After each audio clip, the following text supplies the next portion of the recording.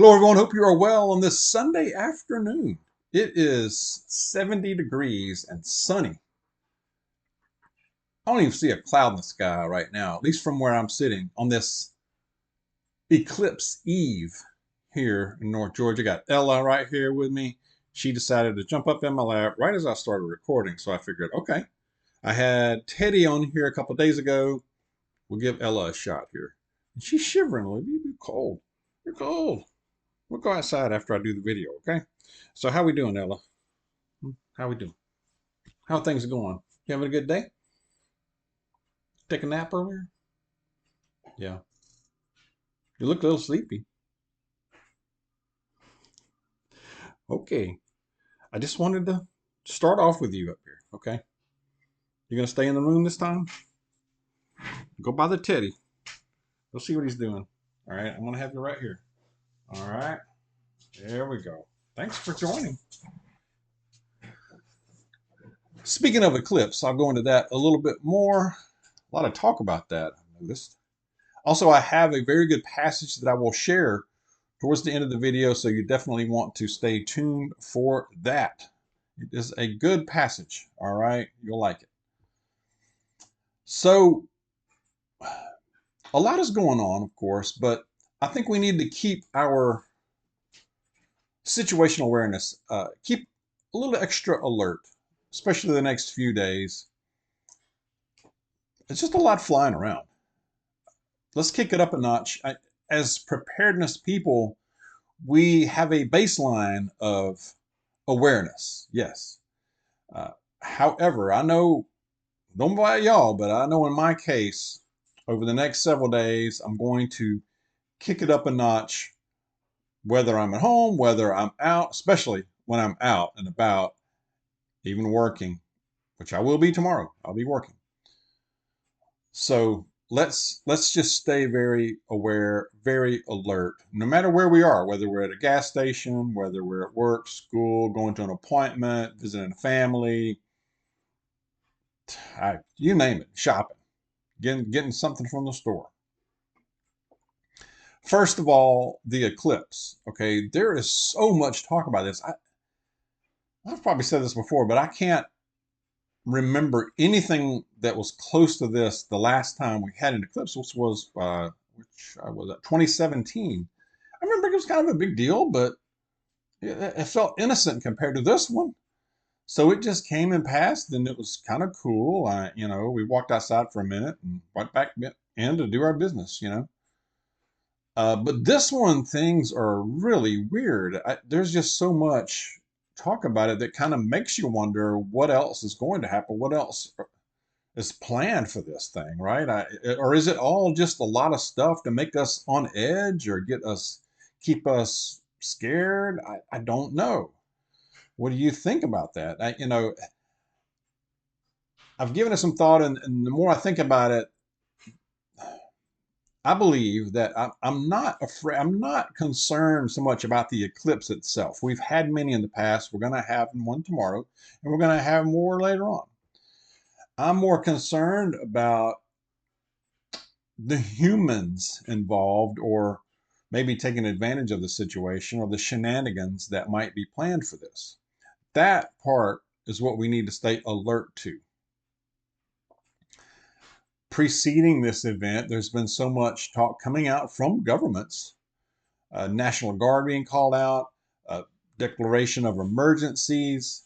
They're saying cell phone service may not work during this thing, credit cards may not work, this may not work, your car may not start. Good grief, I've heard all kind of stuff. It's crazy. You know, so there are going to be areas where there's going to be a lot of people squeezed into certain areas and watching this thing. I don't know about you. I'm avoiding large crowds. We typically do that anyway here. We don't, Miss Dawg and I don't really attend or get into situations where there are large gatherings of people. Now, I'm not talking about 100 people, 200 people in the church or whatever. Well, our church is bigger than that. But I'm not talking about a few hundred people or something like that. I'm talking about thousands, big crowds, okay? Big concerts, big, things like that. they've the local governments has even gone as far to say stock up on food and water and top off your fuel. Now, when you hear that from that that type, that segment, then that does make me wonder what the world, I'm hearing rumors of large scale military maneuvers, military transports and things proceeding tomorrow. Is that just normal? I don't know for sure. There was this thing going around saying something about, now I don't know if it was fake or not. There was no way to prove it's real, about something being sprayed in the air during this thing. I don't know. I don't know. But there's so much going on that I think it just is smart to just stay extra alert. Don't have to obsess. Don't have to cower under in your basement and not do anything. Don't do, go about your business. Whatever you have planned, I would say do it. Go about your day. Mrs. Dawg is going to work from home tomorrow. She normally goes into the office on Mondays, but she has a long ride there and back. So, hey, you can switch out today. Just she's going to switch to them tomorrow for another day to go into the office. So, I think that's smart. We definitely agreed on that. Avoiding large crowds.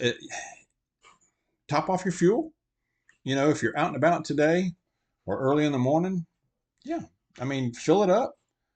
Get some extra if you can. If you're set up for that, some extra fuel. I always keep extra fuel as well.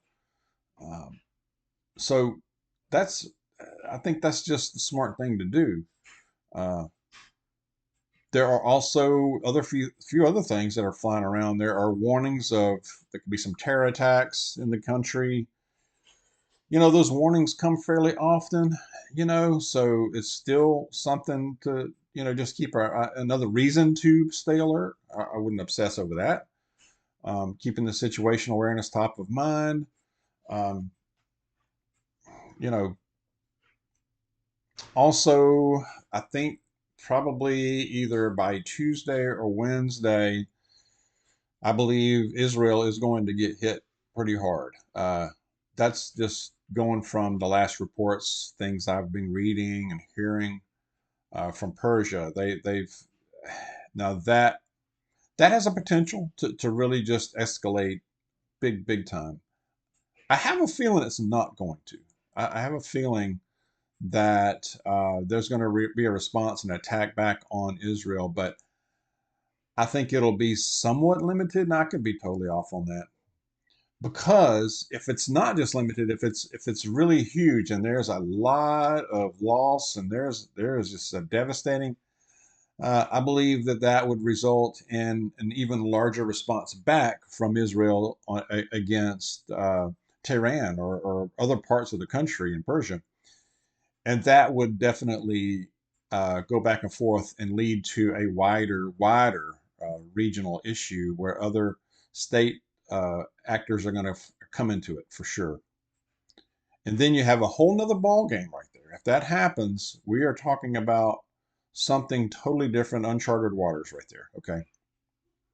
A couple of things we noticed this weekend out and about. Ms. Dawg and I, we get out and about on the weekends, of course, but we went to a couple of large chain stores just to kind of, just get our weekly stuff and top off some holes in our preps. One that I'll mention, Aldi. I'll both mention both of them. Aldi, we went to earlier today after church, and I noticed, and we hit it about the same time every week. I noticed today was a little extra heavy traffic in there. There was more people than usual, even for that part of the day on a Sunday. So I'm just wondering if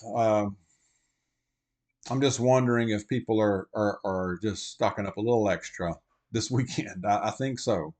I think so. We went to another large chain store yesterday. The same. That place was not just packed, but in both cases, yesterday and today at Aldi, not just packed full of people only, but the the aisles, the shelves. I mean, not all of them, but they're the common staple items were just wiped out.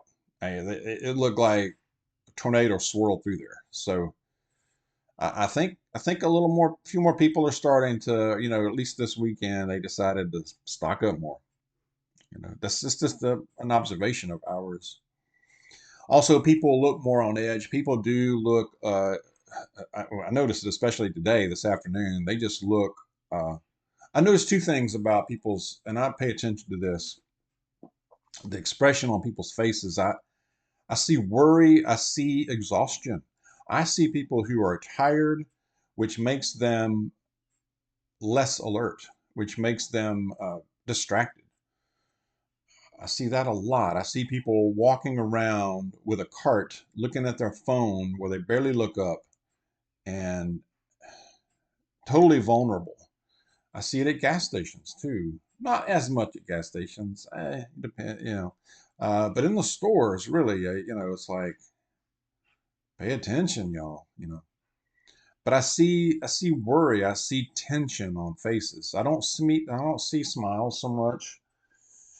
Maybe it's because they know they got to go up there and pay for what they got in the darn cart, which is horrifying these days. We're trying to cut as many corners as we can. We're trying to get the deals and such too. If you see a good deal, get a little extra if you can. But it's just some things we notice. Some things we notice. Share if you have been noticing this. If you are in these areas of the country where you're expecting bigger crowds because of this eclipse, share what you're noticing out there. Because if you're in these areas, you're probably starting to see. If you're out and about, you're probably starting to see people gather, or at least influx of traffic, increasing there. So share what you are observing out there. Okay. Share what you're going to do. What are you going to do tomorrow? Are you going to stay at home? Are you going to go out, just do your thing? Are you going to go out with your special glasses and check it out? I mean, we did that in 2017. So we survived. We were marked safe. All right, but share your thoughts on that. I'm going to go to the passage because it's a powerful one. Okay. All right. It is. I'm going back to the book of John. I've been going back forth a lot from this one to Matthew, maybe for a reason. This is John chapter 14. This is when Jesus is spending time with the disciples, and Judas Iscariot asks Jesus, "But Lord, why do you intend to show yourself to us and not the world?" Again, this is chapter 4, John chapter 4, starting in verse 23. Jesus replied, "If anyone loves me, he will obey my teaching. My Father will love him, and we will come to him and make our home with him. He who does not love me will not obey my teaching. Those words you hear are not my own. They belong to the Father who sent me. All this I have spoken while still with you. But the Counselor, the Holy Spirit, whom the Father will send in my name, will teach you all things and will remind you of everything I have said to you. Peace I leave you. Peace I give you. I do not give to you as the world gives. Do not let your hearts be troubled, and do not be afraid." I'm going to repeat the last couple of verses. Peace I leave you. Peace, my peace I give you. I do not give you as the world gives. Do not let your hearts be troubled, and do not be afraid. That phrase, once again, like so many times in the Bible, do not be afraid. Do not let your hearts be troubled. A lot of people are anxious about tomorrow, and going forward, they are. Um, we just hearing all kinds of things. I think it's smart to listen and watch, be watchful, consider, pray over this, uh, but don't obsess and just lose sleep over this. Okay, we must find rest. Okay, But share your thoughts. Again, let's stay in prayer, stay close to Jesus. Let's stay safe. God bless you. I'll see you soon.